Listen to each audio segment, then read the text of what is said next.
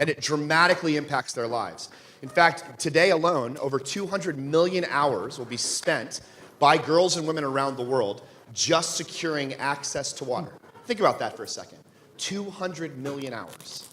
What could, imagine like what the world would look like if those girls and those women had those hours back.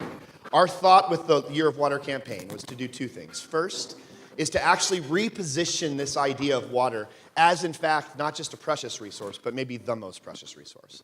To actually force this question, if in fact you didn't have water, what would you do for it? And then second, to empower you, and in fact countless others, to do something for water, to do something for people maybe that don't have access to it, to do something even in our own lives, to think about the precious nature of this scarce resource. So with that being said, thank you for being here, and let me invite our panelists to come on up.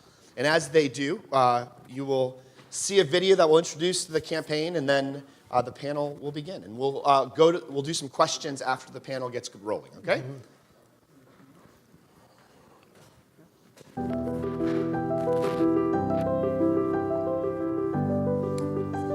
There are few precious resources in the world. At Caterpillar Foundation, we believe that the most essential resources are worth fighting for, with water being the most precious of all. We, along with our partners, are bringing awareness to the global water crisis and working to find sustainable solutions, which brings us to the question, what would you do for water? At Caterpillar Foundation, we empower communities to address water issues in all forms, from financing to access, education to sanitation, and restoration to conservation, all with the goal of creating a positive impact worldwide. Because we believe in the value of water.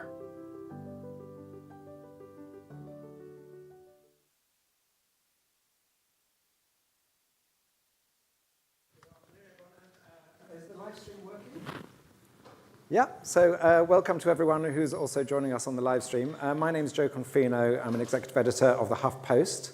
And I've been writing about water and actually actively engaged in working with water in the underdeveloped nations for about 15 years. So I'm very happy to be here. I'm going to introduce our guests one by one as we go, and so we can get stuck in straight away. But Michele, I want to start with you because JR sort of talked a little bit at the beginning about the importance of water, but there's so many issues out there. There are thousands of issues that you could have picked. What is it about water that, from you personally, that you thought, actually, this is where we want to place our energy? Right. Thank you all for being here, and all the guests as well. So, you know, the Caterpillar Foundation is really focused on alleviating poverty. And when you think about that, as the family goes, so goes. They go by how successful the women are in that family. When you think about your own household, most households are run by the mother in terms of the money, the organizing, and all of that. In underdeveloped countries, it's even more important. So when you think about why girls are not going to school or they don't have the money economically to really help the family, water is at the fundamental base of that. And one of the reasons and goals of our campaign this year is to bring awareness to the vitality of water when it comes to not only education but economics. As JR talked about, what could all those people be doing with 200 million hours a day if they ran businesses? And think of the impact. So when you think about the root cause of poverty, which is what the Caterpillar Foundation is involved in, water is absolutely a root cause of a lot of the poverty that you're seeing in the underdeveloped countries. And Michele, we've known for many years that water is a critical issue, and becoming more so. So how do we break down this gap between our awareness that there's a problem out there and the lack of really major action on this? So how do you feel this campaign can break down that gap? Well, you know, that is a challenge, and a couple of the panelists will talk about this, but if you saw outside, you can do any number of things. You can advocate, you can invest and support water, you can speak about water like we're doing today, you can walk for water as you see outside, and when you really start to empathize with the people who have this challenge, just try to go without water for a day, just one day. And I mean really go without water. And it starts in the morning when you go to the bathroom. And I just came back from Rwanda, and we were in places where we went out, our driver called it kick the tire. Well, the women didn't kick the tire, we went and found a bush to go, but you get the drift. And then it starts with your shower, and then you brush your teeth, and everybody loves coffee. Go without your coffee. You know, chew a coffee bean.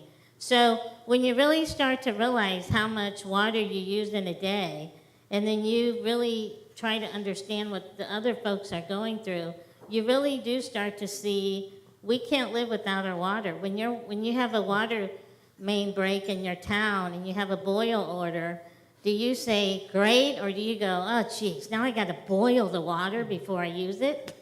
So you can see how, you know, we are really tied to water. And then you have to start to empathize with those. And then what is your passion? How can you help the other folks that don't have it? Great. So, Gary White, you're the CEO of water.org, Right. so you're very welcome. Just in one sentence, what does your organization do, just so that everyone knows what you actually do first? So water.org helps people get access to affordable finance so they can solve their water and sanitation needs. Great. So just tell us, you know, you must travel a lot to countries where water is very scarce. How does it, you know, Michelle's given us a flavor, but how does it really affect people's lives? What does it prevent them from achieving? So when you think about it, you know, today everyone in the world woke up and got water somewhere, right? So water is there. The question is, how much time do they have to spend walking to collect the water? Or in the case of people living in urban slums, sometimes they're buying water from water vendors, and they're paying 10 to 15 times more per liter for that water than if they had a connection to the public tap. They're paying in terms of their healthcare cost and lost productivity. So the question is, how much are they paying for it, and then what's the quality of it? And they have to balance that out. So everywhere today, somebody is trying to make that decision. They're making decisions about, do I give my child that contaminated water, in which case they may die of dehydration from diarrhea, or do I not give them any water at all because I'm afraid of it being contaminated, and then we know the consequences there. So it's this overwhelming burden in terms of health and then economies. And if you add that all up, the cost of coping with this crisis for those who don't have ready access to water and sanitation is literally hundreds of billions of dollars every year. So that's that part of the cost. Now, I don't want to flip it around now, right? What you can look at, you know, what's the opportunity of this as well. And like Michelle, I was just recently in Africa. I was in Uganda. And I met a woman there who was a grandmother, and she wanted to send her grandchildren to school. And she got a loan from one of our partners, a micro loan, so that she could build a water tank for her well. And so now she could store water with this small loan that she got, and she was actually selling it to her neighbors at affordable prices. So she started to generate some income from that. And then she grew some vegetables with the water. And then she opened a piggery. She started raising pigs with some of the vegetables she could feed to them. And then she used the water to start making bricks. And so she was selling those. And then she built some small buildings around her home that she could rent out with the bricks. I mean, it blew my mind, right? This is the potential. This is the other side. This is the opportunity. If you can unleash this potential on the part of people who need water and sanitation, and you can do it with a loan. One loan. One loan, right. Then you have line of sight on this issue of billions of people needing water if you can attract capital to help them meet their needs and invest in them. And you know, we're here we know the problem, we're here to talk about the solutions. So a lot of people look out at the problems in the world, whether it's climate change or water, say, oh, it's too big, you know, I feel disenfranchised, I can't get involved, this is for someone else to deal with. How do we start to change that attitude, and how can individuals actually get involved? Because normally individuals say, oh, well, we'll just use a shower a bit less, or we'll save a bit of water, but they don't feel they can connect to the problems elsewhere. How are you dealing with that? So as Michelle said, you know, bringing people to events like this, helping connect them to ways to amplify their voice, And of course, you can make a donation, and that's important. I mean, we could really use more philanthropic capital in this space. But what we've also done with water.org is launch an online lending platform that we piloted last year so people could come on and make a loan as little as $100. And then we bundle those microloans together from people in the US and then make the microloans to people in other countries. So we feel that this might be a great way as we roll this out in full this year for people to get engaged in that way, and they can actually see how you can go beyond just donating. You can also lend and make an impact and get your money back. And what's the lowest amount someone could donate to that they could connect to? Right now it's $100 once we relaunch the platform. We took it down while we kind of digest our experience with it, and then we'll relaunch. Great. And how do people who've engaged with that, how do people feel the fact that they're collapsing that gap and they're actually engaged in driving change? What impact do you see that as having? I see impact, obviously, in terms of the people that are getting water, like the woman I described, that was Mama Florence in Uganda. But on the other side, I also see hope in terms of we can tackle this problem in many different ways. I think you're never going to solve any of the great social issues, I don't think, without having innovation combined with a movement.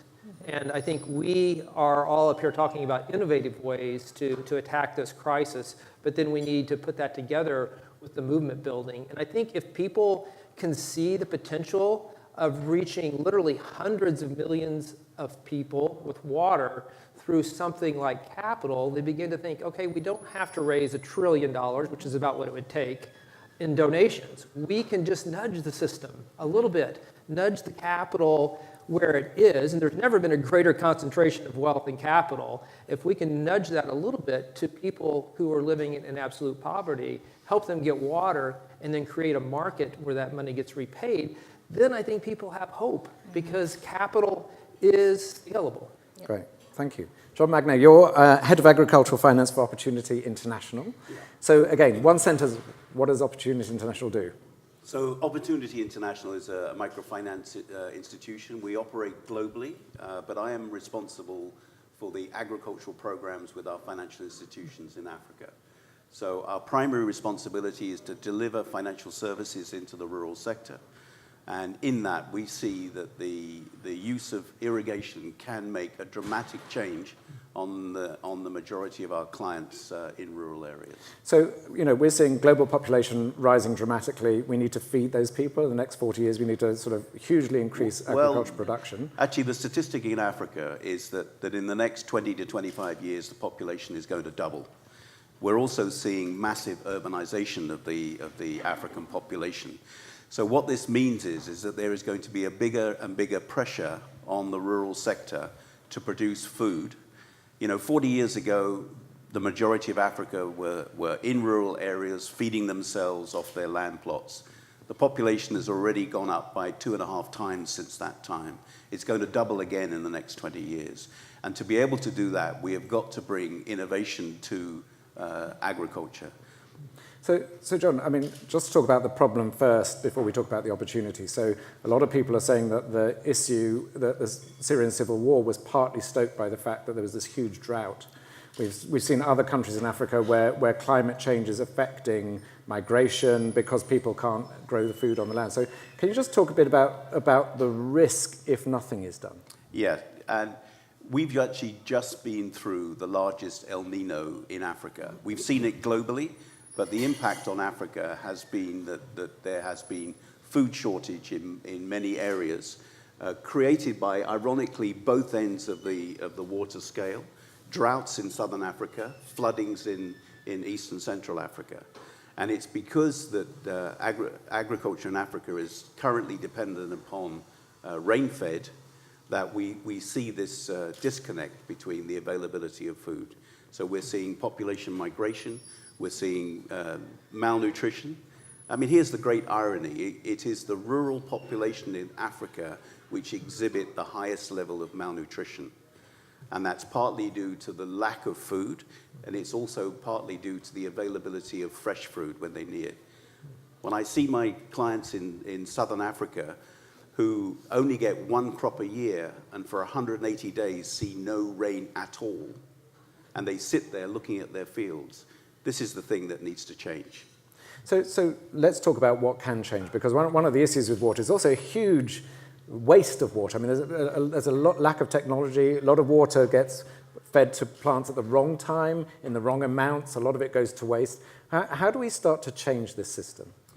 Yes, so at the moment, our rural clients, the majority of them don't have access to irrigation water. And the one thing that we've got to change is that traditionally, the way that they've delivered water, apart from rain-fed, is by flood irrigation. And this is very, very wasteful in terms of its application. It's very, very expensive to be able to deliver, except under where we have gravity feed systems.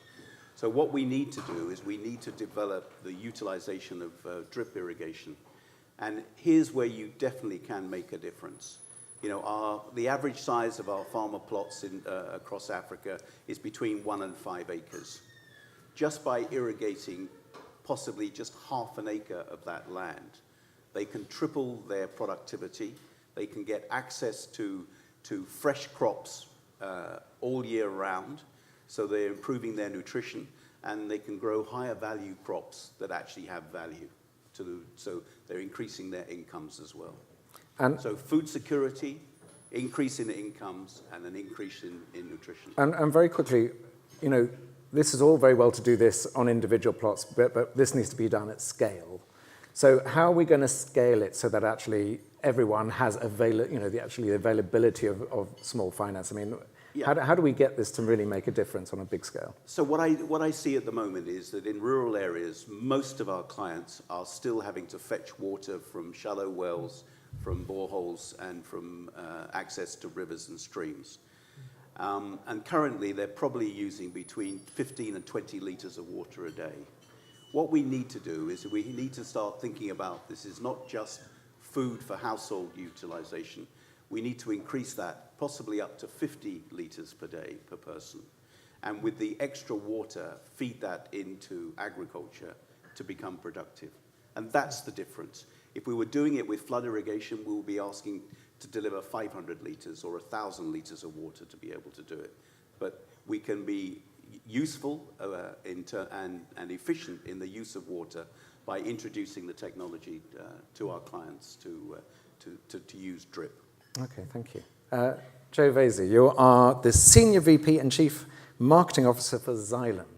That sounds like a musical instrument to me. So just help our audience. What is Xylem? Who are you? What do you do?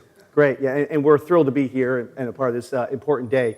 Xylem is a water technology company. We move water, we treat water, we test water, we meter water, and we do it all over the world. So it's about $5 billion, 17,000 people, completely focused every day on solving water. And our tagline is, let's solve water. As we kind of heard up here, there is no silver bullet to water. It will not be solved with one approach. There are many approaches to solving water, and we believe in partnering in order to do that. So that's the company in a nutshell. Okay, so tell us, where do you feel the biggest impact you can make? So when you look at the world, are we just talking about Africa? Are we talking about Asia? Or are we talking about the US?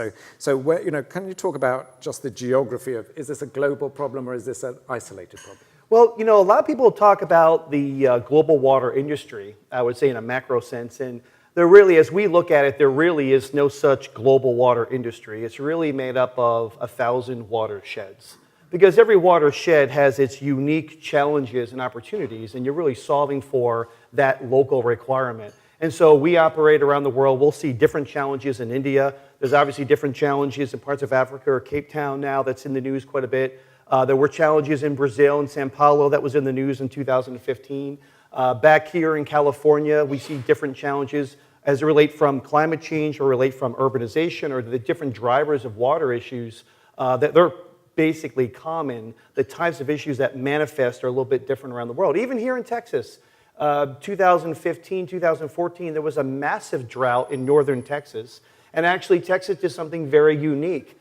They really started doing what we call the industry direct potable reuse, which is reusing water for all kinds of recycling water for all kinds of applications, including drinking water. And one of the other kind of facets out there, If you think about any industry, you typically make different products. Well, obviously, water is a finite resource. There is no manufacturing plants that someone just gets into the business of making water. That doesn't exist. The water that we're all drinking is, in fact, recycled water. It was used first by the dinosaurs. It was then reused by our great-great-great-grandparents. We're now using it, and it will be cleaned and returned responsibly to a receiving body of water, and it will be used again and again and again. And so that's one psychological element some folks don't realize is we're constantly reusing this precious resource in our local areas. And how can technology help? So just give us, so over, let's say, the last 10 years, what has changed in technology that is fundamentally changing the water industry, and what is coming up that will support that?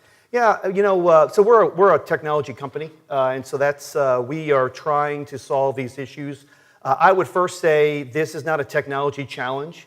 The issues around water, the products, the solutions are already there. What we heard already in the panel is really how do we enable a business model? How do we really attract capital to different parts of the world to marry those two together? But this is not a we need to go invent something to solve X solution. It's really already there. When you think about recycling water, there's a tremendous amount of technology. It's called a technology train where you have technology A, B, C, D, if you will, to clean water. You'll clean used water. You'll clean it in such a way that there's literally nothing in the water. In fact, you have to put minerals back into the water just to give it taste because they've been taken out as well. So to recycle water, technology is enabling to do that. Hopefully folks have picked up one of the jerry cans outside. The first thing you'll realize, water is very, very heavy. It's very heavy. So to move water is a massive energy challenge at the same time. There's a majority, about 20-25% of the energy in California and Southern California is just moving water from point A to point B. That's how much energy goes into. So we make pumps that are incredibly energy efficient so we can do this requirement in a new way. Flooding is a big deal. So we make massive pumps and we put sensors out in different waterways to measure when the water is rising, how it's flowing, so we can give an early alert to Miami Beach during the King's Tide or different areas that you're in a flooding event, and we have deployed massive pumps to redeploy that water out there. I think moving forward, like every industry, the Internet of Things, or IoT, will manifest here. And we are really now investing a lot of capital in understanding and collecting data, looking at the data and helping plant operators better operate their plant, helping whatever official team is responsible for cleaning this lake or understanding the lake, that they have the right data to clean the lake in the right way. So really using data to have better decisions in the industry, that's happening here, which is pretty exciting at the same time. Okay, so tell me a little bit about let's pick Cape Town for a moment, because Sure, yeah. here's a major sort of urban city that until a couple of months ago they were going to turn the taps off completely next month, and they managed to delay that a bit. But for people who are watching or here, that looks so far away. But how can it get? How vulnerable are we to actually? So tell us a tiny bit about Cape Town, so people understand what the situation is and how it's come to that. But how vulnerable are we? Yeah. So just some quick facts on Cape Town. I'd say Cape Town in South Africa. It's actually on the coast, so it might look like it has access to water. But Cape Town essentially has relied upon a single source of water, rainfall driving different dams and surface waters supplying the water to Cape Town. Cape Town was in a very severe 3-year drought that dried their basically single source of water, and I'll come back to that point in a second. That's now put a lot of pressure on the town to reduce the consumption of water quite a bit, and they're under very strict uses of water. It is illegal to water your grass. It's illegal to fill your swimming pool up with water. That's how severe they've taken that down there. They're now at what we call day zero, so somewhere in mid-July, they will literally shut off the taps to everyone's home because the reservoirs are about 13% capacity. When they reach 13, they will shut off the taps, and you'll have to walk to a local watering supply. You're talking something like 200,000 people will go into certain water supplies around the state, around the city, to receive water. Sao Paulo was in the same situation. They were 20 days from their day zero in 2015. And so one of the issues here is, we try to educate city officials on diversifying your sources of water.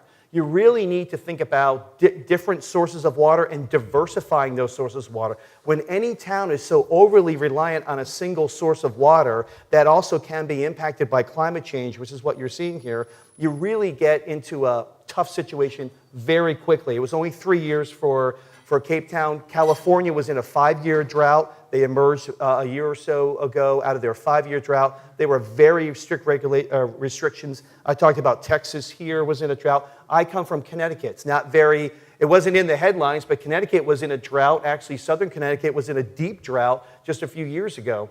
So this issue of climate change, I think, is real. It's just driving variability, I would say, in its impacting water. We all need to be more educated about where our water comes from, and we need to support investment in diversifying water sources. The only drought-resistant water source I can tell you, anywhere there's human beings, right? And Michele started it off earlier today. Anywhere there's human beings, we will create wastewater. That I can guarantee you. And that wastewater can be cleaned to such a degree that it can be reused for a number of different applications. But you said the technology is the silver bullet, and I just want to reinforce that because capital, you mentioned, Right. I think is key to this. And I think if you look at Cape Town, one of the drivers of this, yes, it's that the surface waters have dried up, but you know that that's going to happen, right? And so the underinvestment in the technology, in the desalination and other technologies that could have kept the water flowing is there. So it becomes a political problem, and when you have that allocation of capital and not investing it in the future, then you run into these problems.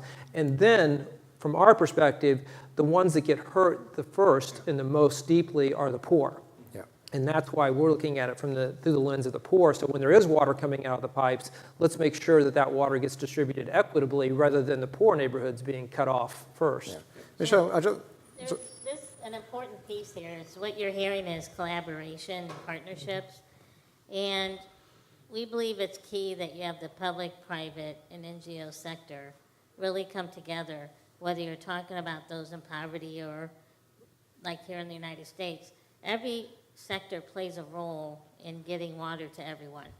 And we all have a role in that. And that's what we want people to think about is, where do I play in this? And I mentioned Rwanda, and we saw a project where the water had to be pumped up 1,500 meters.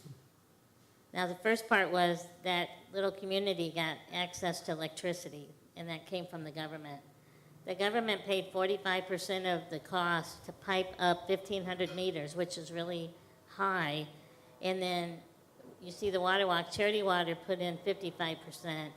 And then there was a private sector, and we were a part of that was a part of that 55%. So right there you had the government, the private sector, and an NGO involved.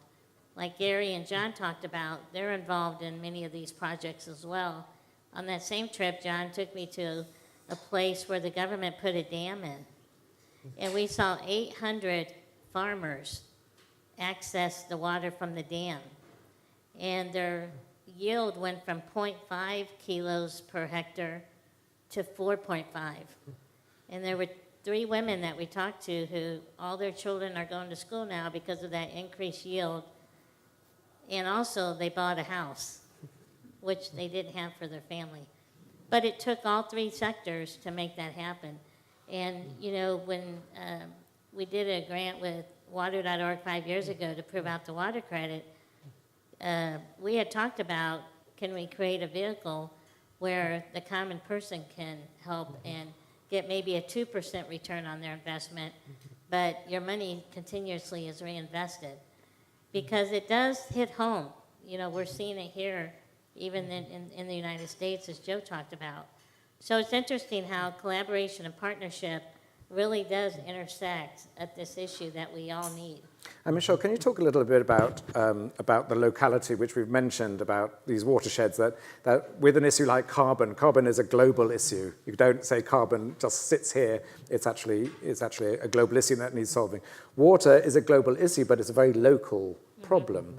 Can you talk about the difficulty that presents? Because actually it's very difficult for the world to come together and say, this is how we solve the water crisis. Right.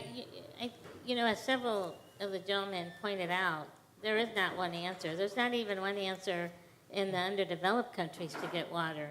There's so many organizations that are accessing water differently. And so, there's not one piece. And I will say probably at the foundation, we get more different types of requests from organizations when it comes to water in terms of solutions. They're just lined up, and none of them are bad. They all get access to water somehow. We look at return on investment is how we determine it. But I don't, and Joe's more of an expert in John and Gary, but I don't see one solution answering all of this, because wherever I travel, the water issue is different. Either they can't get to the water, or they get it and it's not clean, or how do they actually get it to their home short of carrying it, or can you pipe it? But if you don't have electricity, you can't do that. But interestingly, this dam I mentioned, the government in Rwanda built it where it was all driven by gravity. So when they need the water, they open it somehow, and it didn't need electricity, and it was all by gravity that the water is poured out. So that was I've not seen that before in all my travels. And that was really a unique solution by the government. John, do you want to just describe what they did? So what I see, if you look at a map of Africa, you will actually see that there is a large amount of surface water available. There's also a lot of groundwater available. The biggest challenges we have with our rural communities is the ability to be able to get that water to them. In this particular case, we were very fortunate that the government came in and provided the dam, but that dam is now being run by the community, and we are financing the farmers in that valley. And our vision for them is to be able to expand the area. We know it's a solution that works. Their dam needs to be increased. They probably need to create some more dams. And this is a combination of capital investment and also the seasonal investment in their farms. And a key in the three of these organizations that they're working on, they're bringing down the cost of water. And that's important, because that's when it starts to be viable for everyone. Yeah. The solutions to what these organizations are doing, they're driving down the cost of water that these people are paying. Yeah, and Gary, do you want to just to pick on that? Because a lot of people think, oh, water's free. You might pay your water rates here, but water is free. But for a lot of people, actually buying water in these countries is a huge part of their income. Sometimes 25% of their income is spent just purchasing water from vendors in these urban areas, because the next available option is literally a sewage ditch. You just cannot drink water that's contaminated, expect to survive. And I saw this firsthand in Lima, where you guys, Kat, have provided us the philanthropic capital to jumpstart this market, the public-private partnership that you're talking about. And we've leveraged your capital about 35 times over with the investment capital. So the philanthropic capital, $1 gets you $35 in impact with this. And what we saw there, and I know we have to boil it down. One woman that I met there, and she represents many, she now has a faucet in her home in the slums of Lima, and she just turns on the faucet, the water comes out. Before that, she had to walk down this mountainside to this little jug, big jug actually. She had to pay somebody to come and put water in that all the time, and she would then carry it back up the hill several trips a day. She was paying 13 times more per gallon for that water than what she pays from her water tap now. So you can see the potential here for people that are yearning for capital. They know, for the most part, how to solve their water and sanitation needs, but they don't have that capital. She could pay a few dollars every day to the water vendor, but she didn't have the $300 or $400 it took to get that installed. And so that's what we're talking about. And the key to this also is these aren't middle-class people. Over half the people that avail themselves of these loans live on less than $2 a day, and they repay them at 99%. So you can just see how much latent demand there is there, this willingness and ability to pay to improve their lives because water is so important and it costs them so much now. So Gary, I just want to ask you one question, and then I'd like to sort of get some questions from the audience. But I want to bring in government here because they're not represented here. And what we're seeing is climate change, which affects water, is driving migration, which is going to create huge problems globally. And yet, we don't see governments really doing that much about it. So just tell us, what is the role of government, and are they fulfilling their tasks? And I'm talking about developed countries in terms of donor nations and also nations that are affected. What is the situation? Just quickly, two things, and let others jump in. It is that example I just gave, that is government too, partnering with the government to push the pipes into the slums. And they'll push the pipes into the slums and expand the network if they see a demand. And so we're helping them bring that demand and help them see that demand in the form of all the people in the poor neighborhoods who want to connect and pay a water bill. But we also see it on the policy side, the not investing in the infrastructure in Cape Town. You see it in India, where we actually have helped change some policies with respect to finance, microfinance for water and sanitation. And now the government of India has taken that as a model with the Ministry of Water and Sanitation and are pushing it out to all the states so they can get more water to more people at a lower cost. So government at all different levels needs to jump in. Great. Okay, let's open it up to some questions. So please ask. And if you just stand up, maybe just say who you are, and then I'll repeat the question for the people who are watching the live stream. So who wants to be brave and ask a question? Yes, lady at the back. If you could just tell us your name and where you're from. Hi, I'm Catherine Cheney, and I'm a reporter for DevEx. We cover global development.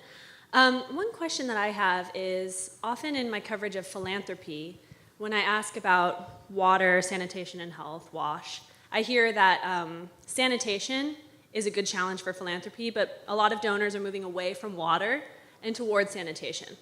So I just wonder if you could comment on, does that make sense? Or is there more of a philanthropic gap in water? The role that philanthropy can play in water as well as WASH more broadly. Great. So the question is about the role of philanthropy in water, and is philanthropy money moving away from water to sanitation? Michele, sounds an obvious one for you. Yeah, they go hand in hand, no pun intended. And what I mean by that is we're investing in WASH heavily, and you have to have water in order to get WASH. And on our recent trip, with the access to water, you could see even in the schools that they now had access to latrines and toilets, and also where the kids are able to wash their hands, etc. And another important piece in this is they're educating them every day on the importance of personal hygiene. So we are seeing an elevation, to your point, of the concentration on WASH as a whole, and of course water plays a role in that. And I will say another enlightenment that we've really had in the last couple of years with quite a few disasters happening is after a disaster, even in the United States, WASH is a critical factor going forward. And the Red Cross is doing phenomenal work around when things such as a hurricane or earthquake happens. A lot of that access to WASH and personal hygiene goes away for a while. And then what do you do?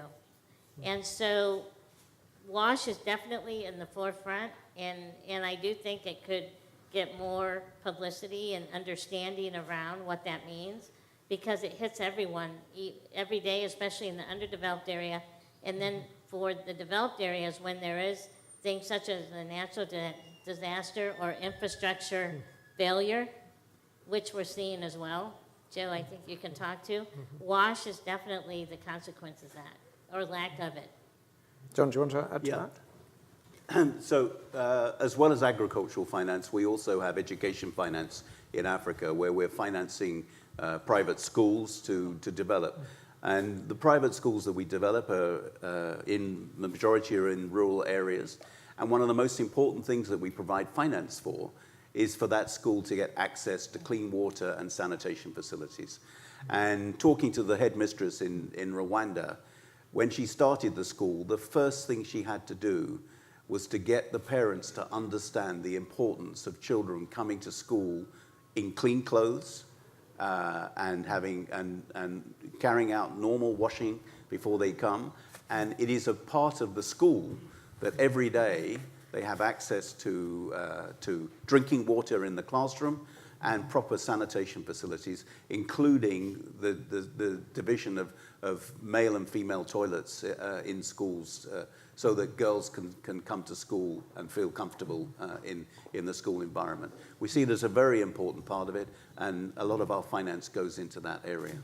Gary, can I just ask you around systemic change? So I managed an integrated development project in Uganda for 4 years, and what you learn very quickly is you can't have water without sanitation, but there's no point having water and sanitation without education, and there's no point having those three without economic livelihood opportunities.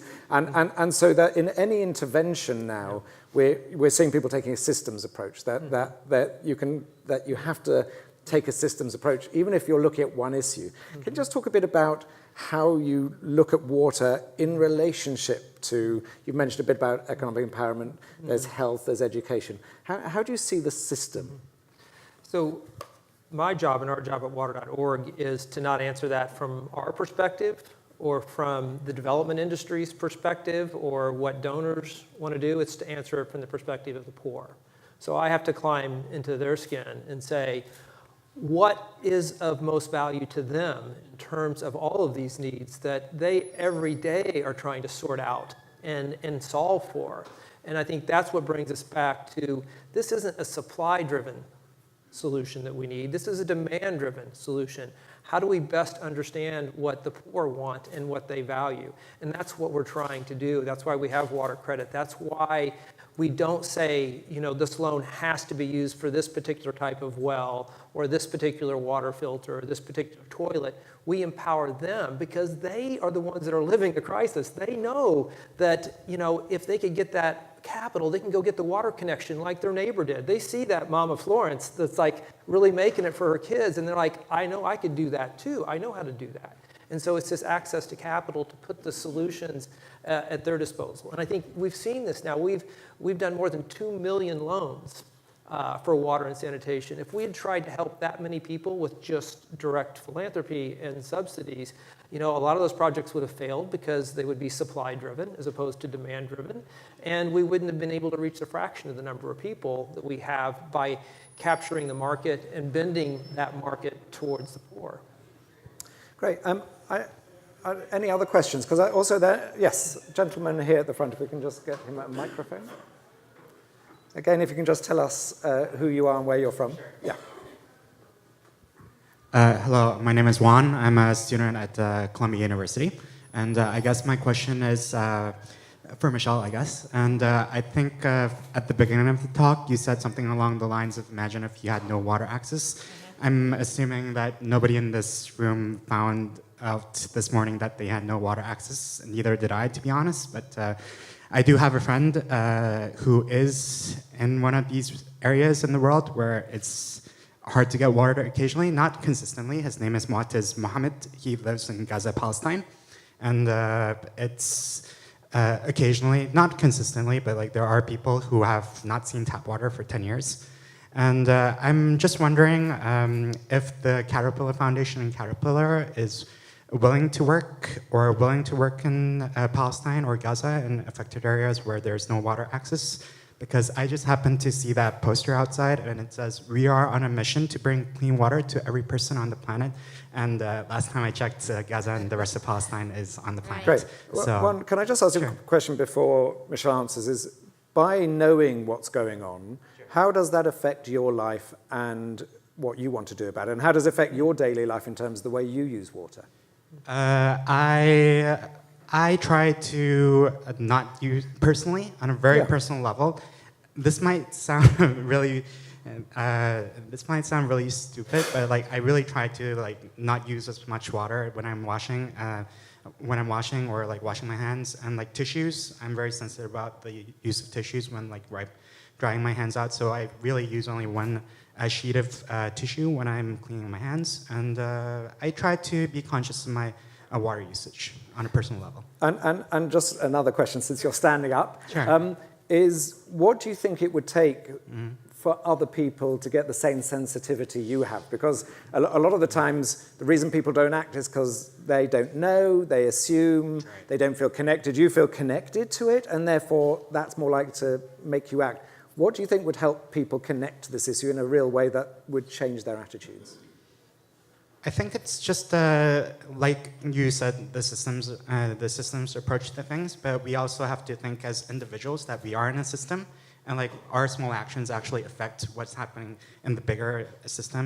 I don't know if you can use the word ecosystem as well. It's just self-consciousness and self-awareness that my small actions could actually lead to something bigger within the system, like whether it's like overuse of water or less usage of water, because I'm conscious of that fact. Great. Well, thank you very much. Yeah. And Michele, there was a specific point, but also around that specific point is how do you determine where to put your energy? Because Right. there are problems all over the world, and one says, There are. okay, I'm interested in this, I've got a friend here. Right. How do you make decisions around where your help goes? Right, so the Caterpillar Foundation largely invests where we have employees, where we are really working hard in those communities because employees are very active in their communities as well.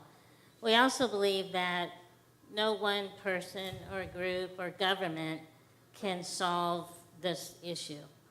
And so we do things like this to bring awareness, to hope that people will also, like you have for your friend Mohammed, take it and help talk about and take action. Even your personal actions mean a lot. And bring visibility to these challenges. So while we do not invest directly in water in Palestine, we do invest a couple other areas in Palestine, such as technical training. And so we could invest quite a few places for water, as you know. And so right now in that area, we've chosen to invest in technical training in that instance. However, we now, as we're live, we get to talk about, even in Palestine, that there's water challenges. And the whole goal in this is to bring awareness to that and hope that others who are working in that space can help with that issue as well. So our platform is Together Stronger, and it's through partners like what we have on stage that's helping us do this. We don't actually do the work. We partner with them, and we will continue to expand our partnerships. And we're at about almost 2 million people that we've given direct access to water, which, and what I mean by direct, I mean they now can access water. Now, indirectly, there's tens of millions more that we've given access to, but directly it's almost 2 million.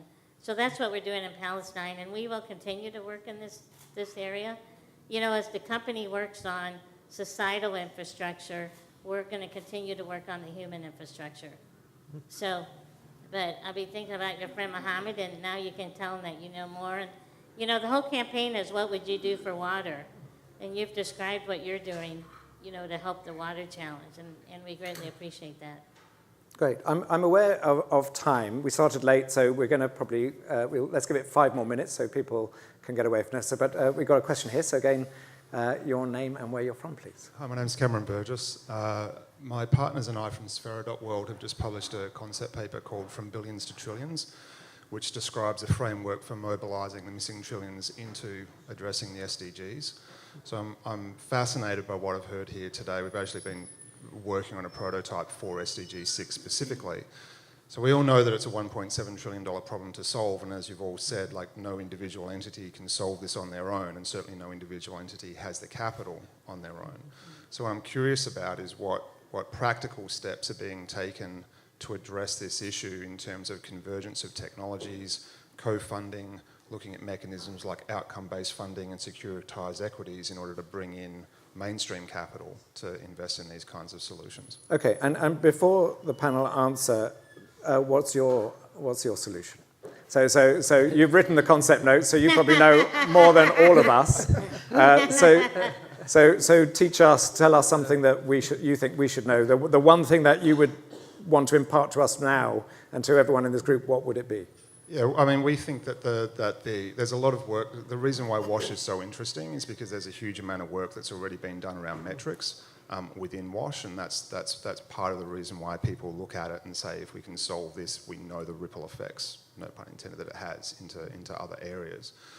So what we require are mechanisms, financial mechanisms for bringing in mainstream capital, because there's actually, there's a ton of money in the market, and solving the SDGs is only 5 to 10% of global capital flows, so it's not like we don't have the money, but it's not safe, right? So if we have securitized equities, ways in which we can bring in that capital in partnership with funds and foundations and development finance institutes and make those safe investments by being able to create an effective baseline and then measure and fund against the delta of improvement, then we move from funding for effort to funding for succeeding, which I think that anybody who works in this space generally would agree is a problem in the way that funding works. Okay, great.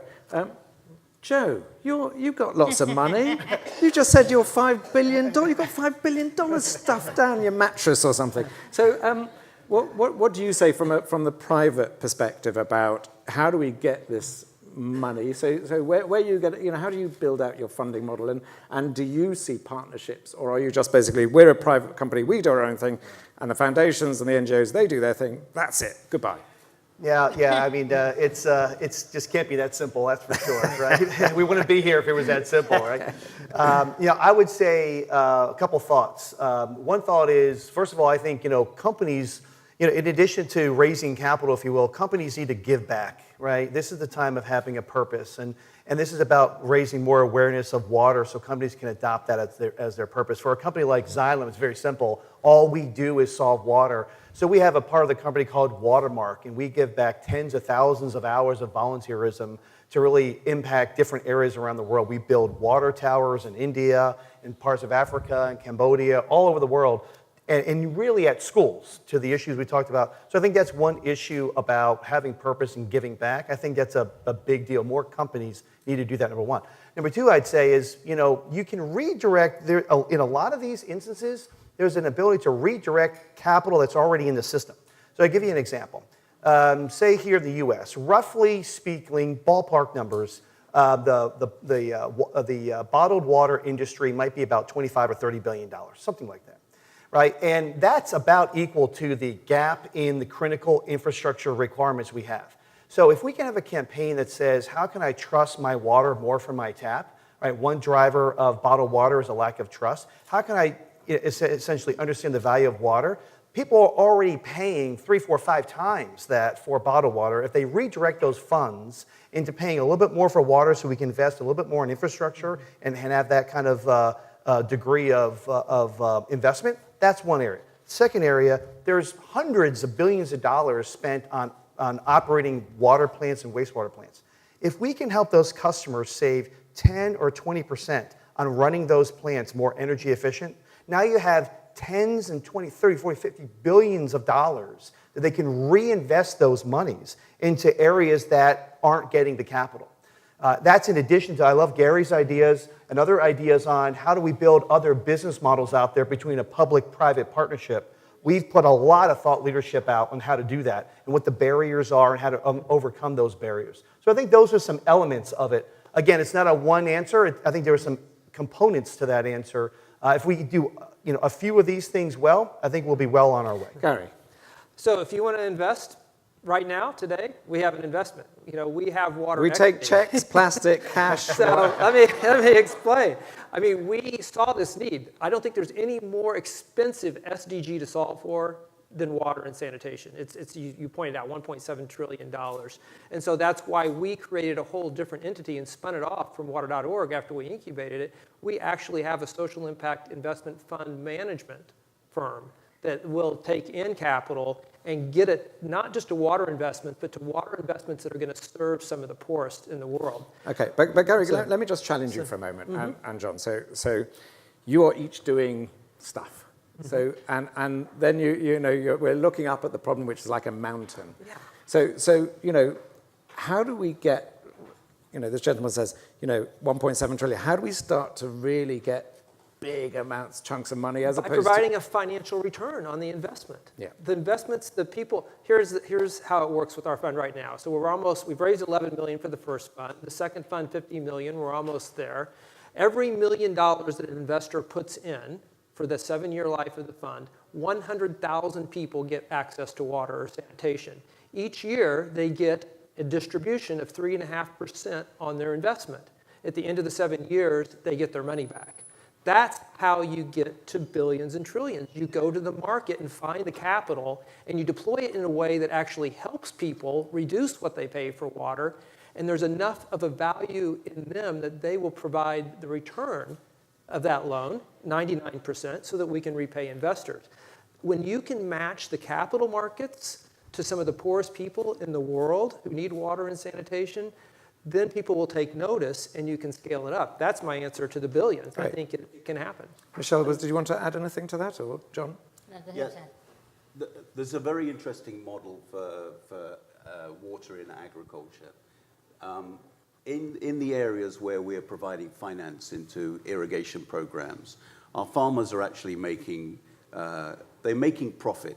The majority of our farmers are actually only making a return to capital, but the ones involved in irrigation are actually making profit. And when they do that, you get this domestic multiplier, because once they're starting to make profit, they will reinvest in their businesses, they reinvest in their families, etc. So you need that tipping point to get them through that first phase of going from rain-fed agriculture to irrigated agriculture. And from that, it can become a self-driver.